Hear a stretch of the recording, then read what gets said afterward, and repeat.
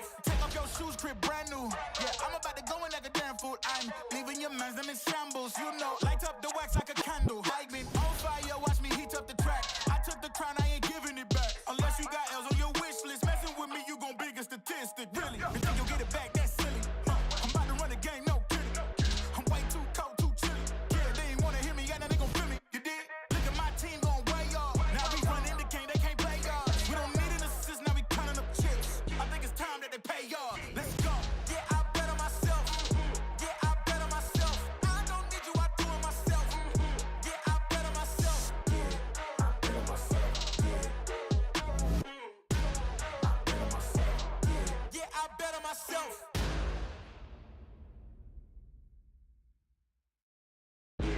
I bet on myself.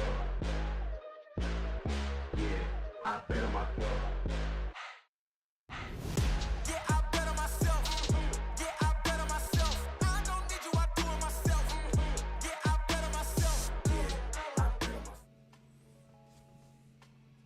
Hello, hello. We're here. We're live. I think we're up. So, for those of you that are coming live on Instagram, the main bulk of this is on YouTube, where you can see my screen and all those kinds of things. So if you want to see the full live, you'll need to go to my stories, click the link, head over to YouTube.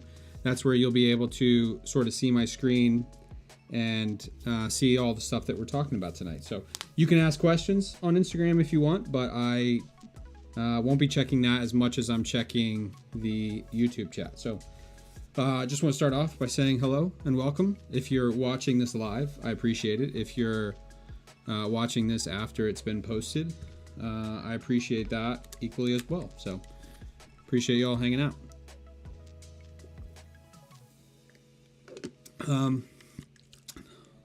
Sort of on the to-do list tonight, we're gonna hang out. We're gonna talk a little bit about just questions and things like that. If you have questions about camera gear or just sort of the business side of this industry or what it is that I even do, feel free to ask it. But outside of that, we're gonna go over my Ferris wheel transition as well.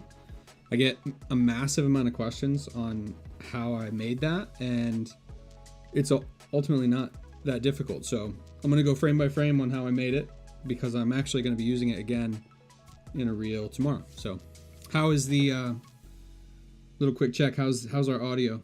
How are we doing? I know I'm not as interested on Instagram. If the bits of you that are watching on Instagram, click the link in my story, come over to YouTube. That's where you'll be able to see my screen and all the stuff that we're doing. So, but how's the audio? How are we doing on over on the YouTube side? What's up, Q? How you doing, buddy? Missed you at IMS. Missed you. Is the background music annoying on for those watching on YouTube? Is the background music annoying, or is it all right? Yeah, in the house. What up? In my house. Julio from Brazil. What's up, buddy? Appreciate you joining us tonight. How's it going? How's everybody doing? What are we doing? What's going on? What's going on in the world of everyone that's watching over on YouTube and then also on Instagram? Appreciate everybody coming. But from my perspective, background music quiet, but it's fine. More music might be good. We're gonna turn it up just a little bit. I'm gonna rely on you guys to sort of help me out. So.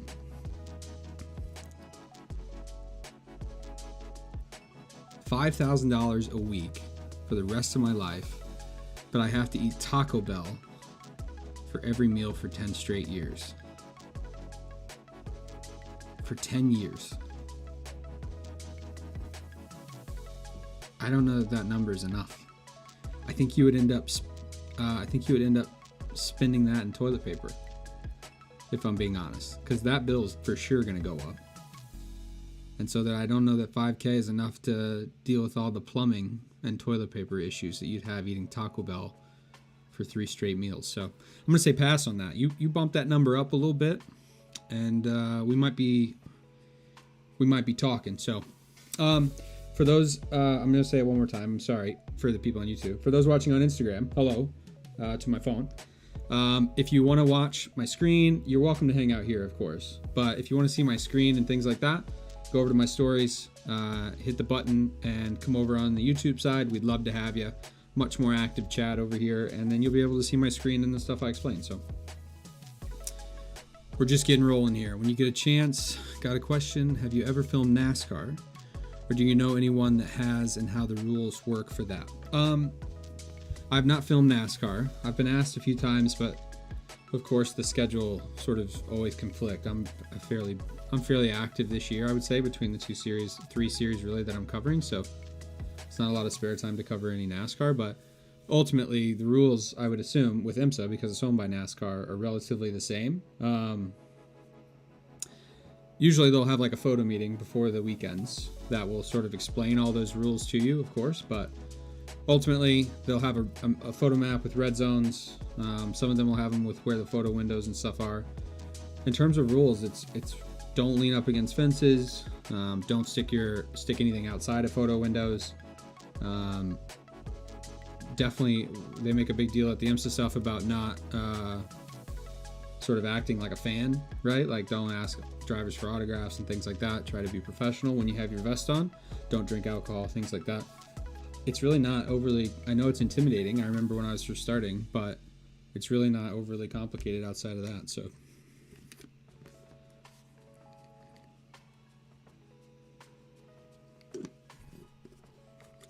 all right. The chalupa, but not that much. Yeah, I don't 10 years, I think it was, of all Taco Bell meals, I don't think I can do it. So what is my favorite IMSA race I've filmed? I would say it's really hard to beat Daytona, to be honest. Just what that race is.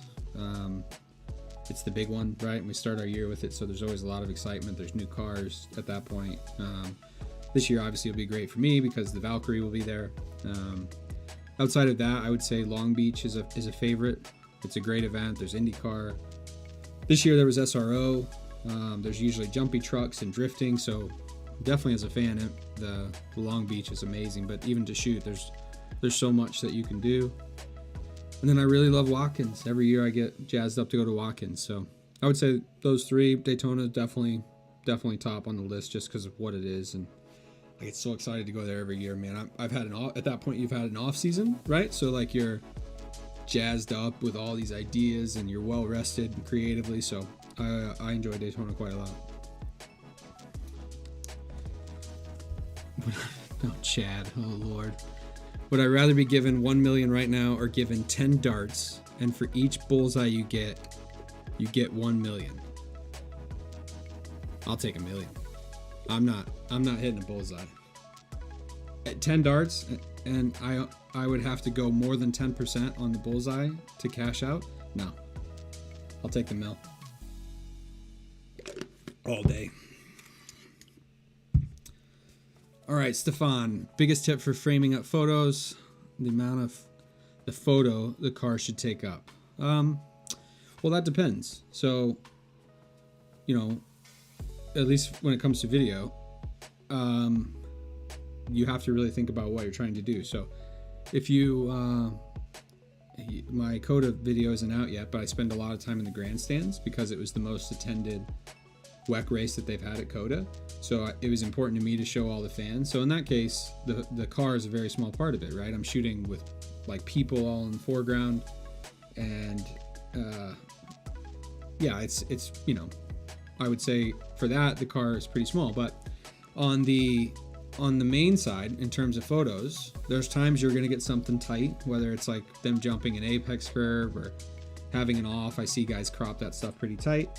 But for the most part, I think for video, for me, like rule of thirds, if I'm shooting horizontal, is pretty important. I try to keep it on the right or the left part of the frame if I'm not trying to punch in a whole lot.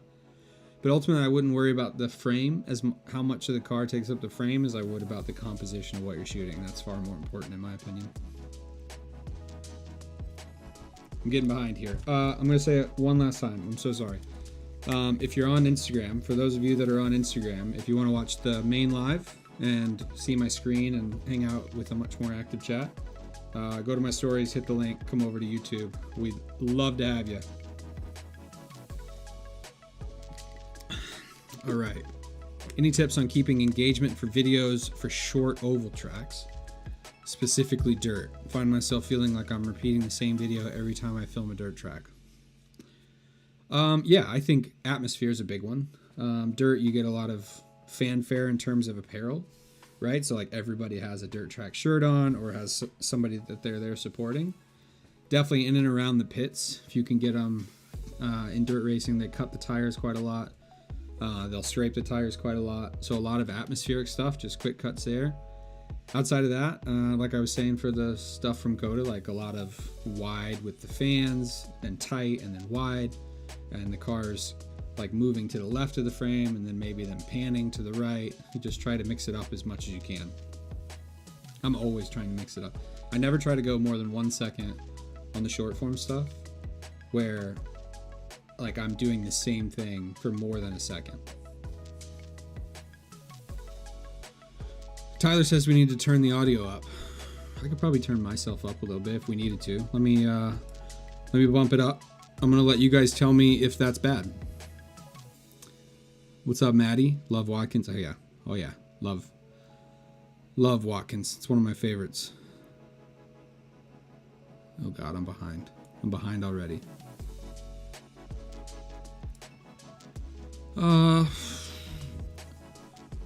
Okay, the Armageddon event in Brazil is growing.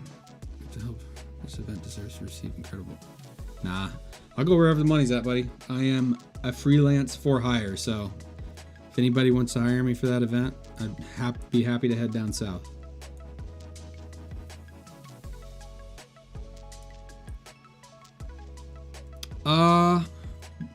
Joseph, I don't want to share clients that reached out. I don't know how they would feel about it. I don't really mind, but I don't know how they would feel about it, so I don't want to sort of name drop, but I don't get a lot of interest from the NASCAR side. It's only been a couple. Oh God, Chad is still going with the deep cut questions. Okay, Chad says, okay, everyone listen up. Chad says, you will be given $5 million if you and your spouse go 365 days no contact with either set of parents. The parents cannot know why you are doing it. $5 million, but my wife and I can't contact our in-laws, right? I'm reading this correctly? Easy. Talk to you in a year. Talk to you in a year, Dad. Just make up an excuse. Say go to Greece for a year and just say you don't have great cell service. I mean, that's easy money. Easy 5 mil. Yeah, I'd do it. If I'm being honest, I'd do it for less. But okay, Austin says, I'm just going to keep going through questions since we seem to be enjoying that. Austin, how do you choose your soundtrack for your videos? I feel like art list is sometimes lacking. Yes. Depends on the project. If I'm making short form stuff and the page that it's going on is not like a corporate page, it can have any audio that's already on Instagram. So I typically try to use trending audio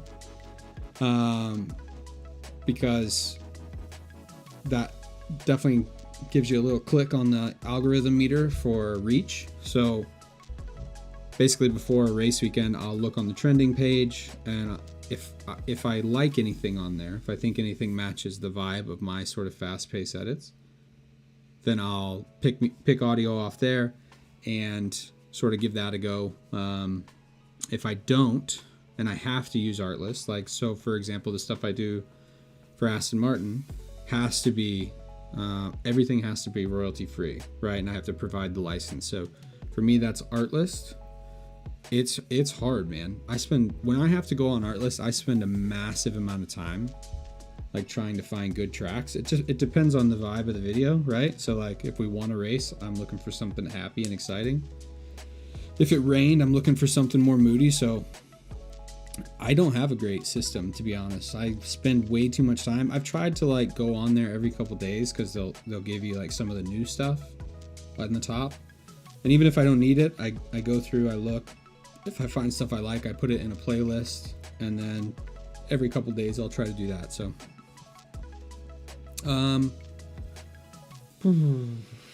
what are your thoughts on the lens distortion sound effects pack? Worth the price? I don't use it much. I have it, but I don't use it that much, to be honest. If the sound effects that I'm using the most are the Lobo film pack sound effects, which is LOBO sound effects, and then also I'm using the Bach Visuals pack quite a lot as well. I have a video on my YouTube, of how I use his sound effects in one of the edits.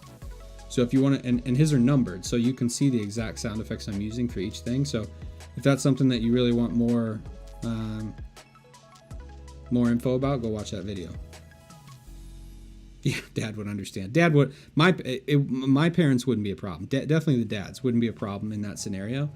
It would be my wife's mom's side of the family would really struggle not hearing from her. They, give or take me, but they would struggle going a year without talking to her. So that's why I'm saying like we would have to like go to Greece or something or somewhere where it's like kind of not as easy to communicate, whether it's time or remoteness. So I think I could sell that for sure to the parents.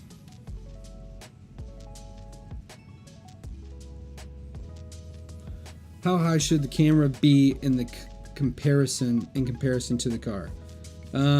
So the question is, when you're shooting, how high should the camera be? I am almost always trying to be as low as I can possibly be. I like a little bit of foreground, right? So let me boot up a little project here, and I'll show you a little bit about what I'm talking about. Let's do from IMS, from where I was last weekend. Okay, we're gonna fade you over to, you're gonna see my screen now. Everybody on Instagram, appreciate you joining us. Click the link in my stories, come over to YouTube and hang out with us. It's you can see my screen and things on that over there. Okay, here is my timeline for my most recent reel that I made. Try to find a clip in here. I'm just gonna go to the clips actually and show you a little bit about what I'm referring to when I talk about camera height. So this is a good example here. I have this camera barely above the Armco barrier. I like having a little bit of foreground. So I guess ultimately what I'm saying is I tend to get about as low as I can get. It depends on the shot, of course. Like there are times I like shooting down on the car, like from a bridge if you can. But in terms of everyday workaday shots, I'm always trying to get like this here, I'm in the grandstands, right? I'll try to make this bigger. I'm in the grandstands, so I'm shooting down in the car, obviously there, but on everyday shots, like I'm low. I'm barely above this Armco barrier, which you can see, and I think it gives me a little bit of, I think you get more scene, you get a little foreground, and it's just a little bit better. So that's my sort of philosophy on camera height. What's another, Jose says, what's another sport or type of videography you recommend practice for building up your skills? If motorsports is what you want to be involved with, if that's the end goal, I would say any sort of action sport. Whether it's automotive or not, football, soccer, something where people are moving. Most of my edits are based on motion, pretty specifically, and so any sport that has a great deal of motion. Hockey would be a good one as well. Anything that has a good deal of motion would be good, I think. So,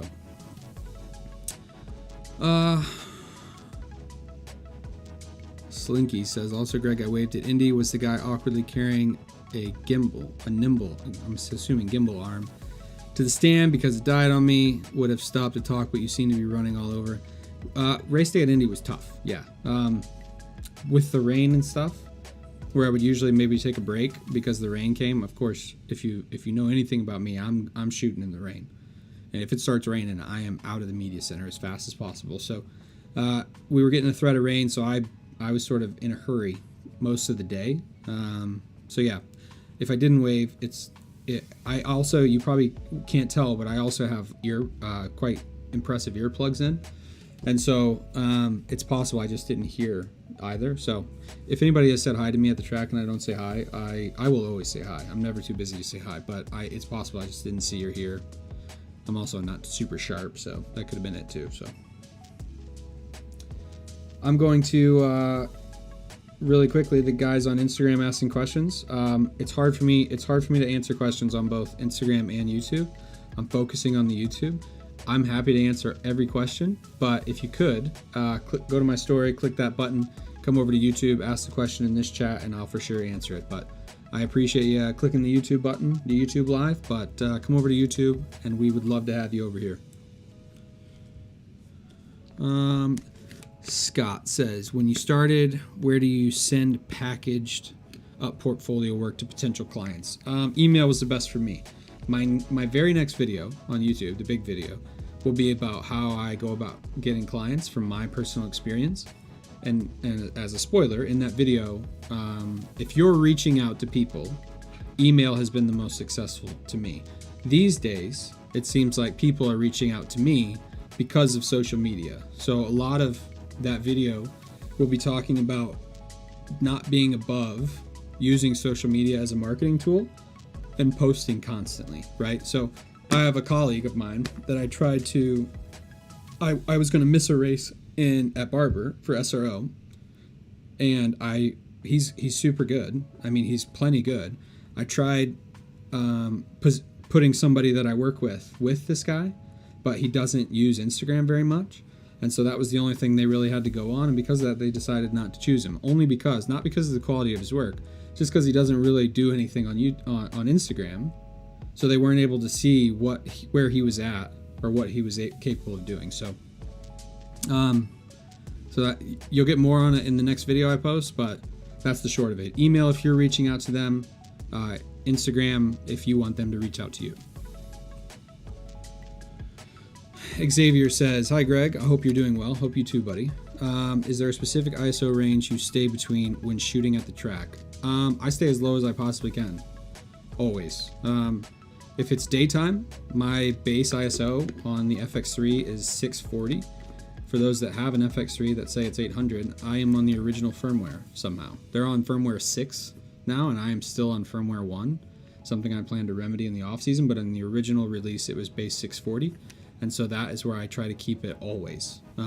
If at night, I'll go up to 12,800 as the second base, but I try to not go much off of those two if I don't have to. I don't like noise, so I always keep it as low as possible. Okay, Halston. Knew this would be past my bedtime. Appreciate you coming out, Halston. Everybody say hi to Halston. Killer photographer and a great friend. He's annoying, but he's a great friend. I want to get into racing videography. This is Sam. I want to get into racing videography. Do you have any tips on where to start?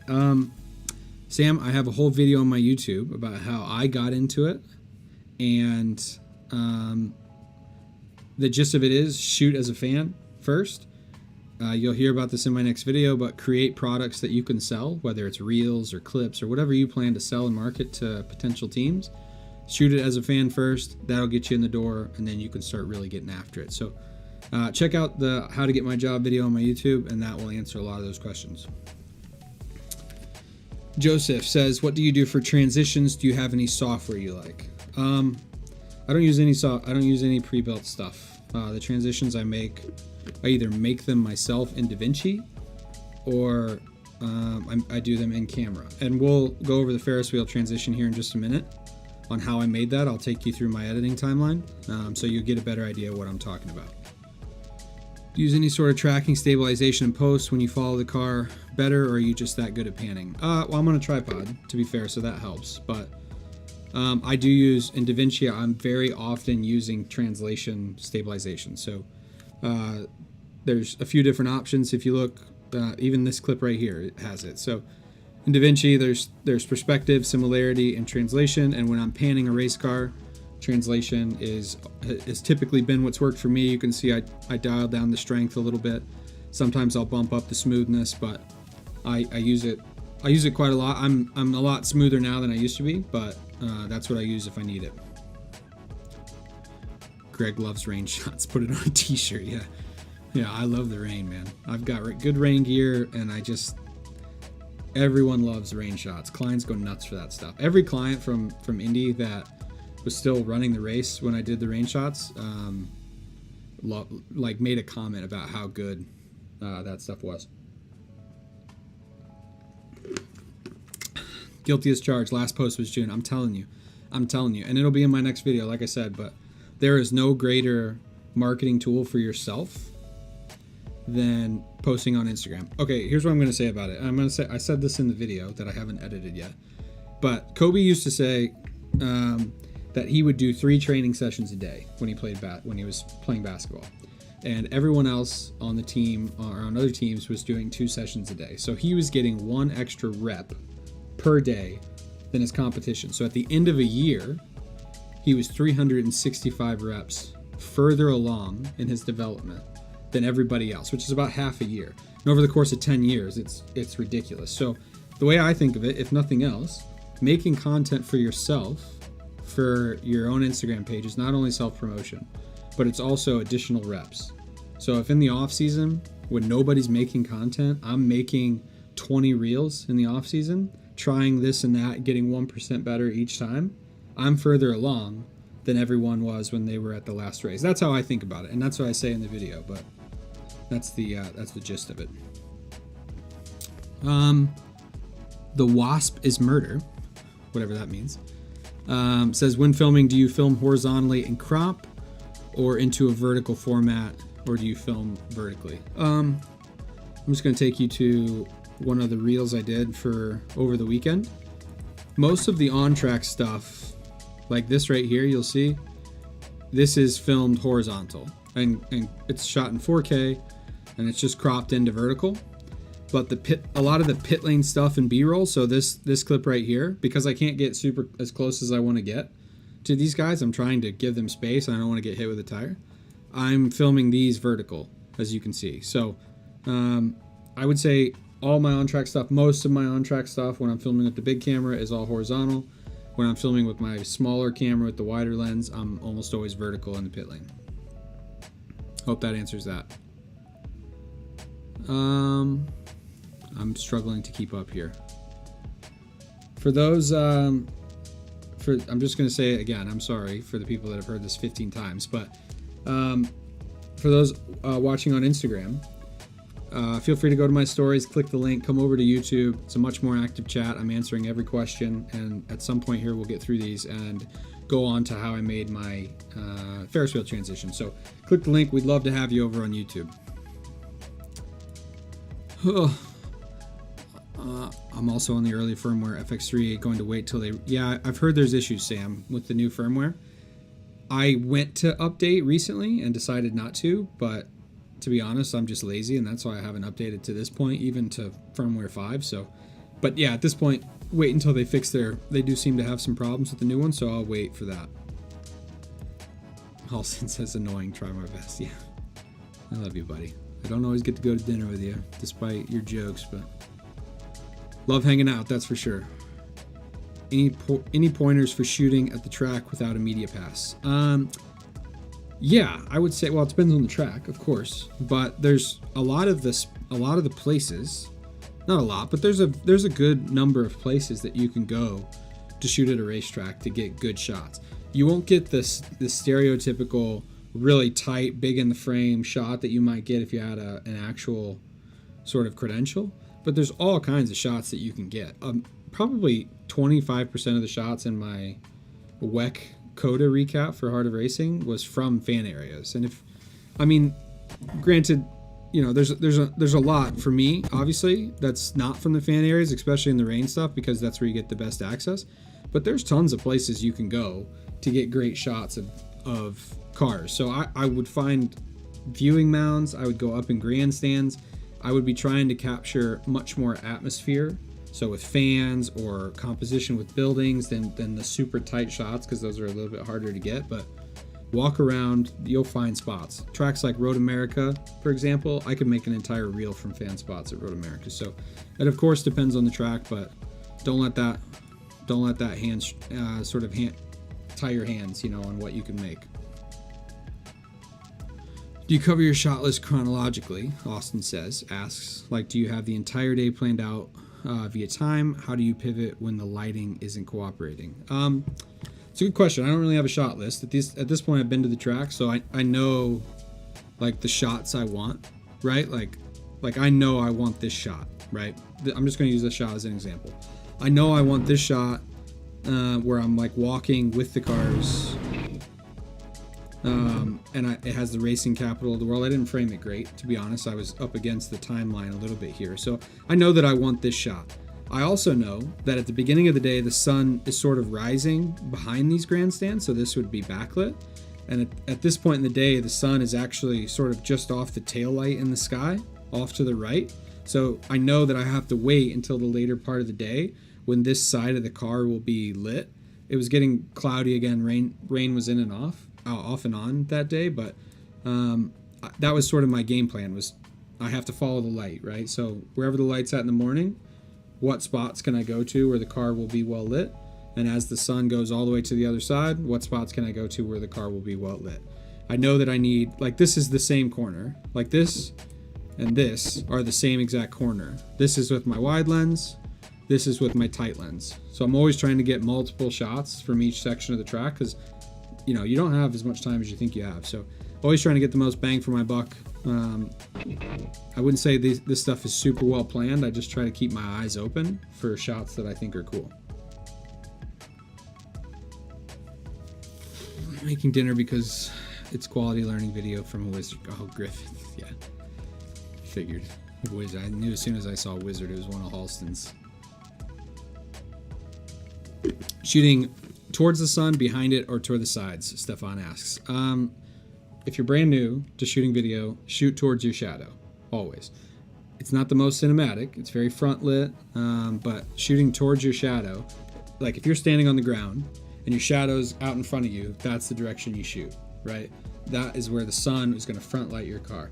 As you get more and more sort of experienced, it's more cinematic in video to shoot what people in the film industry would call shadow side. So split lighting with the light going across the car, similar to how like this is with my face right now. Like I'm light on this side and I'm dark on this side. It's more cinematic to be shooting from the shadow side across, where like for racing, like this would be the shadowed headlight and the other headlight, the sun, would be off the left side of the car. But that's obviously hard to do because we don't get to control the light. So I would typically say, as a rule of thumb, if you're brand new, shoot towards your shadow.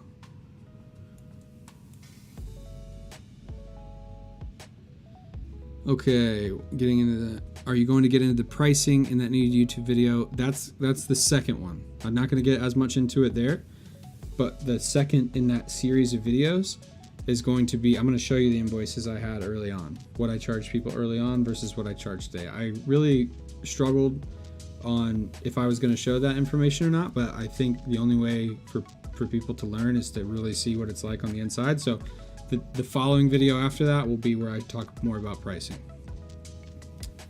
What percentage of video is not used after a race? A lot, 90%. If all I'm making is short form content, 90% of it. If I'm making long form content, significantly more.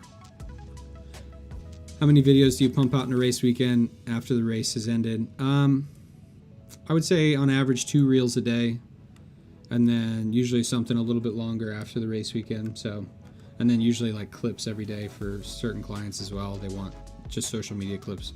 So I would say 2 reels a day is about what I can do. Yes. Reminder to like, thank you. I forgot to say that.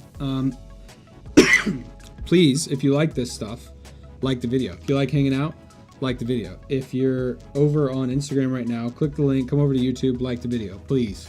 I don't ask for anything. I don't plug my own products, my LUTs and all that stuff. I never plug that stuff. I never try to make it seem like I'm squeezing money, but liking the video would be super helpful. It's also free. I'm falling behind. At some point we got to get into explaining this transition. Yeah, it's 7:30, so it's probably time. Is GoPro a good camera for beginners? GoPros are okay. Not the most. You can't get the same type of shots, obviously. So you have to get styles of shots that are capable to get with a GoPro, right? But you can get some cool angles with it. I use it quite a lot, so yes. Flag camera clips with labels in the new, the new firmware is going to be awesome. Shutter angle is going to be great for me, and then being able to flag clips is going to be massive for me on track. Absolutely. Would you say it's Diogo asks, would you say it's absolutely necessary to have a telephoto lens for this kind of work? Yes. 70 to 200 if you have to, but I have a 100 to 400 is the greatest thing I've ever purchased. Lewis says I'm shooting a A7C and finding that my quality is nothing near yours. Is that something I'm doing wrong? Probably. A7C is a good camera. Between shooting in log, dialing your sharpening all the way out in camera and adding it back in post, and then the color grading process.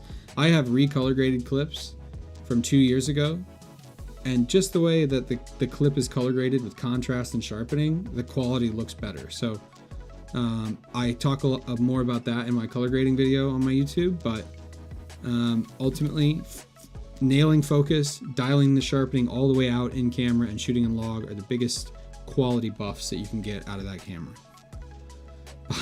Bobby says, hi Greg, longtime fan, first time stream viewer. Appreciate you coming by, bud. People on Instagram, Brit, bro, your vids are so fire. Appreciate you, bud. If you want to hang out with us and see how I make them, come over, click my story, click the button, come over to YouTube. We'd love to have you over here. We're just hanging out. Any tips for anything you have found over the years that has dramatically sped up your editing workflow? Asked Joseph.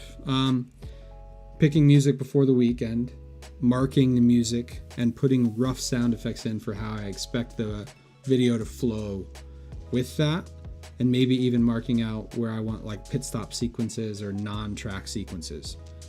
When I go to the track and I have those projects already built, my bit goes a lot faster. I'm also pulling selects nowadays. So this is a project for Heart of Racing from the weekend. I have a timeline labeled clips, and so I'm doing pulls, just selects pulls of each shot that I like, pulling it into this timeline.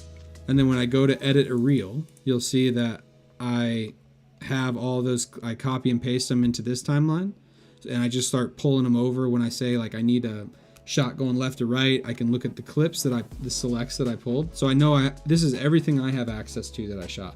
That has sped up my workflow quite a lot. So I would definitely do that. Seems like it's taking me so long to get anything, especially to find music. Yeah, music is hard, man. I don't have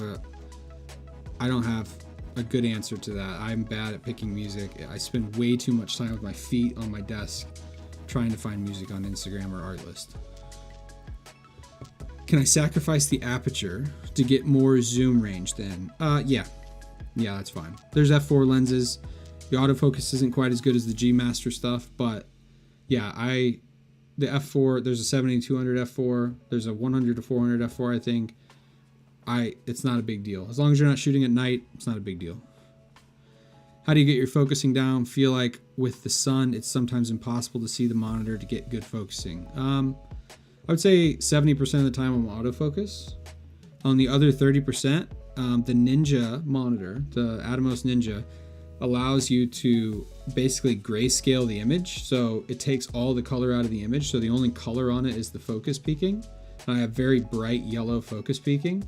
So it helps me a lot easier than if I leave the image in color. So see if your monitor does that. That was a huge help to me. Greeting from Luxembourg. Appreciate you, man. Thanks for stopping by. What time is it in Luxembourg? Holy smokes. Gardner asks, do you stay within any specific aperture range when getting on track shots? I generally stay as low as I can. It depends, of course, on the amount of ND I have. But my 100 to 400 is a 4.5 to 5.6, and if I'm at 400, 5.6 is as low as it goes, and that's fine. That's plenty fine. Like most of these shots are, like this would have been at 5.6. All this stuff is at 5.6. When you get good blur in the back, it's fine. I wouldn't stress too much about that. Did I miss your answer on rollers? If not, do you ever shoot rollers? And if so, how do you normally get permission for that? I do. The car-to-car stuff we call it in the industry. It's not every race allows you to do it. We do it in Daytona every year, and the team has to book a slot basically through IMSA or through WEC or through SRO. You have to wear a harness. There are rules to it, but you book permission through the series. Yeah, rolling it. Yeah. Luxembourg, it's 3 a.m., but you're on the night shift. All right, well, I hope this helps get you through it, buddy. So, okay, we are going to go over and explain this Ferris wheel transition now. We're 40 minutes in. Holy smokes. God, time flies, I guess, when you're having fun. Anyway, I appreciate everybody stopping by. We're going to get into the good stuff now.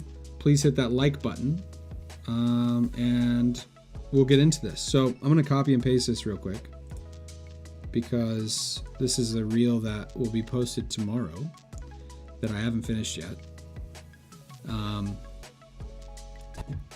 That I haven't finished yet. And so we'll make a little timeline here. Okay, let's talk about, oh God. Let's talk about how I made this transition. So there are 3 shots in this transition, in this Ferris wheel transition that I did. There's the clock, right? There's the Ferris wheel, and then there's the tire on the car. And I'll just play this through really quickly, so if you've never seen this before, you know what I'm talking about. So one more time. I know it feels, I'm gonna get rid of this real quick. Okay, so 3 shots, 2 time lapses, 1 real time. The clock is basically a time lapse. So here's the raw clip, which I didn't level because I'm stupid.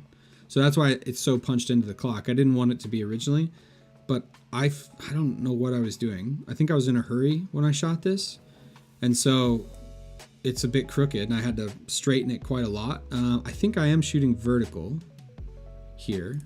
Let me just check. Yeah, I'm shooting vertical, and I basically do a little time lapse of just the clock itself because I knew I wanted to speed it up to try to match the arm of the Ferris wheel. So I do what appears to be about a 30-minute time lapse. I lose the sun a bit there at the end, so I definitely wouldn't have kept that part. So the first shot is a time lapse of the clock. The second shot is basically the same thing, but it's a time lapse of the Ferris wheel, like right at sunset. I don't know that I wanted it to be at sunset, but by the time I remembered that I needed to do this, it was sunset. So basically, what looks to be about a 12-minute time lapse of the Ferris wheel. I was really just looking for it to change colors and spin a bunch of times because I knew I was going to speed it up in post. The last shot is a shot of the Aston Martin leaving the pit box. Here's the original clip in the left window. Is this big enough? Can you guys see this? Do I need to move my face cam a little bit? Let me move my face cam really quickly so that you can see the timeline.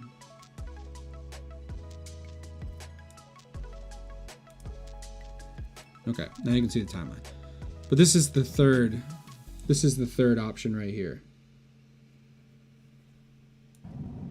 So just from this side of the pit wall, just the car leaving. I shot it. I knew I was going to have to stabilize it. So I shot it a bit wider, and I shot it vertical so that I had pixels to be able to punch in. That was sort of my mindset as I was shooting this.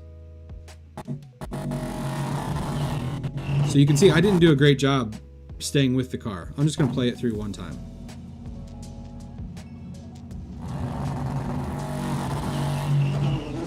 I don't have a lot to play with there, as you can see. Obviously I'm trying to keep it center of the frame, The most important thing is that I leave a little bit of gap between the sides on both sides, but I only really have a little bit of space. I only really have a little bit of space where I'm able to use that portion of the clip.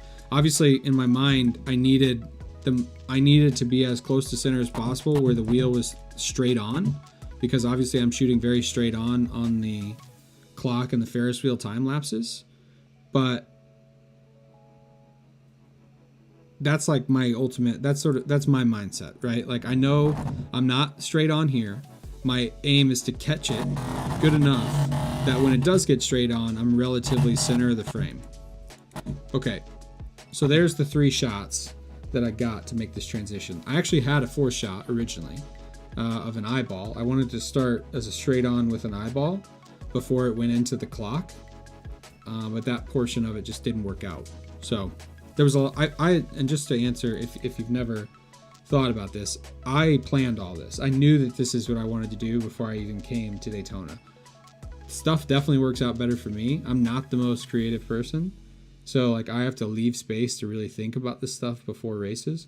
And so like I thought about this before the weekend. So just to sort of housekeep that. So we're going to start with the clock. Now you'll notice that there's 2 layers here. So there's the clock itself and the face. I masked them out in my color tab. So in my color tab, I have a little basically mask that masks out the face separately than the clock, right? So my aim was to have the Ferris wheel fill this space. Originally, I didn't have it masked out. I just had it fade straight into the Ferris wheel, and it looked a little less believable, we'll say.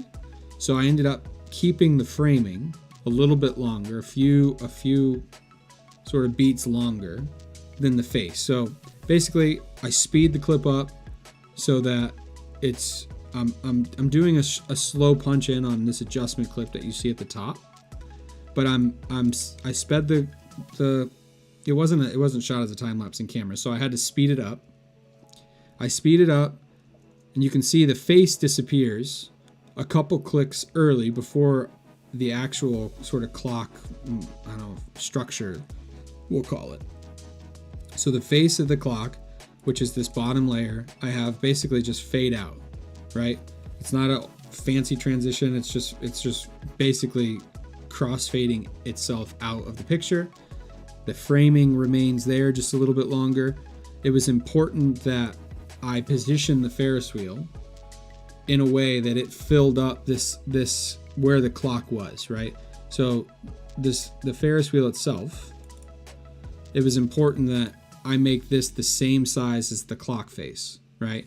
That's like sort of the first real big step in making sure all this stuff worked out, right? So we time lapse the clock, 2 separate layers, one for the clock face, which you can see, or one for the clock face, and then one for the clock structure. They're playing together.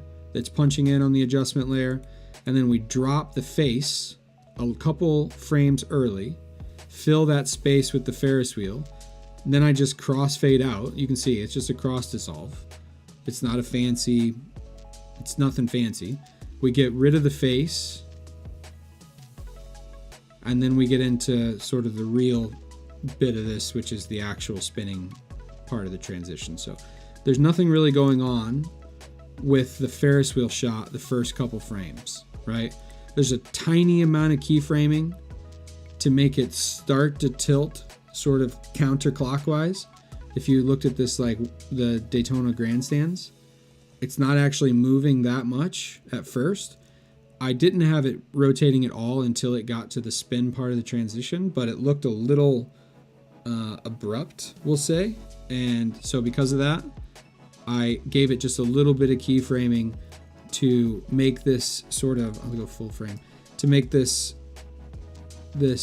grandstand. You can kind of see like this is the top section of the grandstands as it's coming in, and as I go before it starts the real spinning, it's angling down, it's angling counterclockwise just a little bit. So it helps sell it and not make it seem so stark when the actual spin part of the transition finally came in. Okay, so next is the actual spin portion of the transition. So before I could come up with that, I had to find a way to make this pretty awful pit box shot look like it was relatively stable. Again, this original shot is not very, I did not do a very good job. I don't do a very good job keeping it in the center. So before I did anything, I had to take this into Fusion. I don't know if you've ever used Fusion in DaVinci. You could do it in After Effects, you can do it in all that stuff. I had to take it into Fusion and do a bit of stabilization. So I used the planner tracker.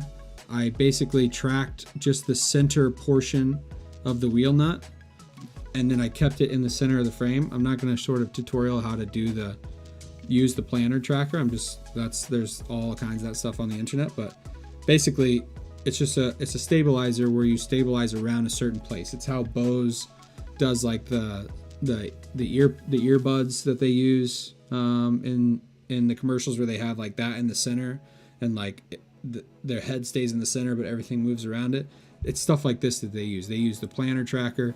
I hooked it around this wheel nut because I know I wanted that to be the center of the frame, and then I basically had to add a transform node. You can see I was so off that like it took a large portion of this to keep it in the center of the frame, right? You can see how much of the window I'm losing to keep this in the center of the frame.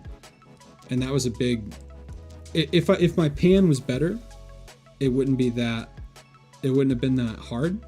But because my pan was so bad, I had to do it this way. So I had to center track the wheel nut. Once that was done, it was all about lining the stuff up with the Ferris wheel. Before I actually did the spin transition, I'm going to show you what this looks like without that really quickly. So this is without the spin transition that I sort of made. It's really like, basically, before I put that on there, I basically just tried to line the wheel nut up with the center of the Ferris wheel. So if my mouse is the center, it's basically the center of the clock as well. So this is the center of the clock, which goes into the center of the Ferris wheel, which goes into the wheel nut of the tire, right? That part was super important. Now, on to the spin transition. This is an effect that I made myself in DaVinci. Something that I plan on putting in my store for like little to no money. But ultimately you can make your own transitions inside of DaVinci, right? It's basically like a preset on what the program already has. This wouldn't work in Premiere. There's ways to do it in Premiere, of course, but this wouldn't work in any of the other programs. So basically all this does is spins the frame. Now obviously you lose some of the frame, so it duplicates the Ferris wheel. It basically mirrors the image on either side of what you have spinning, and you have a bit of a pivot point. So you put your pivot point right in the center of the Ferris wheel, and it basically locks it. It basically creates the spinning motion around that center pivot. That's why you've got all the motion blur everywhere else, but you can still see the Daytona logo, right? And you can change all that stuff. There's a shutter angle option. There's a maintain quality option. But basically what I'm doing here is as it spins, it's duplicate and mirroring part of the frame that doesn't exist, right? Because this would be black around it because I filmed this vertical. It's duplicating it so that it's not just a big black box, and it's doing the same thing as it comes into the tire. So you see it's like mirroring the tires on either side in the same way it's doing with the actual Ferris wheel. And then as it gets back to the vertical part of that frame, it maintains the same framing that it would have had without the transition. I did the same thing here, where even after the transition's done, I have it moving counterclockwise again, just like I did with the Ferris wheel before the transition starts, just to help sell it a little bit more. But ultimately, I know it probably seems stupid to say like how I did this, and with a transition that I made that is not really that explainable. It's just programming inside of DaVinci. I'm going to make this transition available. I don't know why I haven't yet, but I'm going to put it on my store for like $5 or something so that people can use it themselves. I've used it a bunch of times since then. It's super easy to use when you throw it on. As long as you have something center in the frame, it basically does the work for you. So I've done it with like wheel guns where it's spun and then gone into a tire just like this before. And as long as you put the pivot point in the absolute center of the frame, it's super easy. Gardner asked, how long did this take you? So because I was making it the first time, overnight during the 24-hour race, I probably spent midnight to 4 a.m. trying to get this stuff dialed. I'd never made really anything like this before. I was trying really hard to, I was trying super hard to make sure that this could make it into the edit, but I had never done anything like this before. So it took me a long time. And to be honest, at that point, I'm very tired. So I wasn't the most productive I've ever been in my life. I would get a little bit done, and then I'd go walk around the pits one time and come back because I kept falling asleep a little bit. So I would say during the Rolex, from about midnight to 4 a.m. is when I was really sort of getting after it. So I know that's not, it's hard to explain this portion, this last portion, because there is something I made that's in it. It's not just in-camera stuff anymore, as it is sort of breaking down these first couple bits. But the reality is that that's how I made it, right? So Q says, blown away that you're doing this mid-race. Yeah, I don't do it as much anymore. Well, now that I've done it once, it's pretty easy to duplicate. And I've done stuff like, I've used this plenty of times before, but yeah, it's part of the deal. Unfortunately, this was last year's Daytona. It was the first race where I was like really committing over in the off season. I sort of changed my strategy, right? I was trying to just take on as many clients as possible the year before and basically pump out as much as I could. In the off season, I said, I'm going to take on less people, and I really want to make super cool stuff, right? And this was sort of the first race where I was really putting that to use. So I had a little extra motivation probably overnight to finish this. And happy to say the reel was finished like 20 minutes after the race. And it's worth noting, we won the race. We actually won the Rolex with this team during this year. So that was pretty cool as well. Made the effort a little bit more worth it, but yeah, so that's how I made it. So I'm going to really quickly say bye to the people before my phone dies. Say goodbye to the people on Instagram. Appreciate you stopping by. If you want to keep watching, come over to YouTube. Click the link in my story. We'd love to have you, but I'm going to sign off my phone before it dies. Appreciate you coming.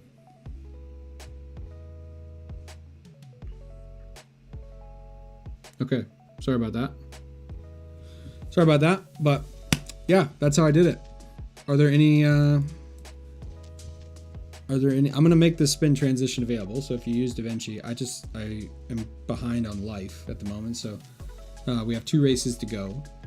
And then I sort of have time to do stuff like this so what's coming for me is I'm going to put this up along with the next video that you see from me about getting clients. I'm going to put my exact email template that I sent out to my original clients, put that on my store for free so that you can download exactly what I sent to clients the first time I was sort of reaching out that got me hired. So I'm going to put that on my website when I launch the next video, which will be about getting clients. I'm going to do a car sound pack. So for all the main manufacturers, different flybys and downshifts and sort of pit stop burnouts. I've got so much of that stuff. I'm going to put that stuff up. And then of course, more footage packs. Lots of demand for more footage packs. And I just haven't been able to, that stuff takes a while to get up and I just haven't been able to do it. So that's stuff I plan to do soon. And yeah, that's pretty much it. Sam asks, are you going to Petit Le Mans? Yes, I love that race quite a lot actually. So super excited. We have Indy this weekend, or just not this weekend, but next weekend. Some special stuff we're doing there I'm very excited about. And then we go straight into Petit Le Mans the following week. And then that's it for me. Until that's it for me for a while. The Dubai 24 hours is in January. And so I basically have from Petit Le Mans, which is mid-October, all the way to the middle of January to sort of get my stuff together, work on some personal content, try some new things, and I'm going to try really hard to use the off season to sort of get caught up on sort of where my business is at, where my content's at, and try to improve again for next year. So, and a lot of tutorials. I have like a massive list of tutorials for the YouTube channel. So yeah, that's pretty much it. think I'm going to be done. If there's not any sort of other questions, I think I'm going to be done. I've enjoyed hanging out. I enjoy doing these. I obviously have a much larger amount of people I'm talking to on Instagram at any given time, but for some reason I just really love these YouTube bits, these live bits. It's, you know, less people by 2 digits or so, but it's just fun. I like the communal aspect of this. I would love to find ways to utilize these lives. So if you have thoughts, if you're watching this later and you have thoughts about, do we want to do just questions? Do we want to keep reviewing people's work? Do we want to talk about gear? You know, just theme it where we talk about camera gear, or we talk about how to get clients, or all those kinds of things. I would love to hear the feedback. To be honest, I don't really care what we talk about. I just want it to be useful to the people watching it. So if you have thoughts and opinions, feel free to drop those below, and we'll do them in the next one. I think this is our 3rd live, and definitely with the off season, I intend on doing more. So I have a lot of fun doing them. I appreciate everybody that comes and hangs out and asks questions. This is fun. I hope that we learn some stuff. I explained the transition as best I could. I've gotten so many questions. I've never done it. Excited to finally sort of have something there I can point people at. Austin asked, think about bringing other people to talk on the live. I have. Figuring out how to do that from a technological perspective is hard, because you have an incoming stream from them that has to pass through the software before it goes out. But I definitely intend on figuring that out. It's hard in season because everyone is quite busy, but I definitely plan on trying to figure that out. I'm enjoying the YouTube thing. I intend on staying active on YouTube. I love Instagram, of course. I built most of my following on Instagram, but I'm enjoying the YouTube thing. So that's a good idea. More ideas like that, and we'll try to implement that stuff as best we can. So I appreciate everybody hanging out. I'm not sure when I'll do another one. Probably a couple weeks after Petit, sort of a post-season deal, but I appreciate everybody coming out, and we will see you in the next one. Yeah, I bet on myself. Yeah, I bet on myself. Yeah, I bet on myself. Yeah, I bet on myself. I don't need you, I do it myself. Yeah, I bet on myself. I bet on myself. Yeah, I bet on myself. Okay, dream so big that they think I'm crazy. Let out the beast, no, they can't tame me. Don't play with me, better mind your business. I cannot stop now, I ain't finished. I'ma keep on going till I got that. Okay, the way that I'ma do it, they can't top that. No way. Critics trying to hate, but I don't talk back, I know that. Plotting on the kid with the bull, tell him all that. I'm the one that I'ma gamble on, I ramble on. I'm about to get my ramble on, and I'm the one they really couldn't get a handle on. Then when they see they missed the boy, they get a tantrum on. And I know they never thought we would make it. Underdogs, it wouldn't be able. Labels gon' ask what we bring. Tell them we bringing the table.